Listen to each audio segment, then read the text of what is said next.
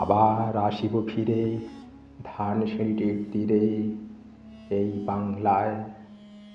হয়তো মানুষ নয়, হয়তো বা শঙ্খচিল শালিকের বেশে, হয়তো ভোরের কাক হয়ে এই কার্তিকের নবান্নের দেশে কুয়াশার বুকে ভেসে একদিন আসিব এই কাঁঠাল ছায়ায়।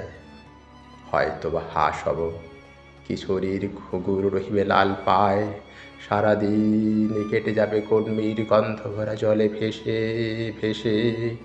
আবার আবার আসিব আমি বাংলার নদী মাঠ ক্ষেত ভালোবেসে, জলঙ্গির ঢেউ ভেজা বাংলার সবুজ করুণ ডাঙায়।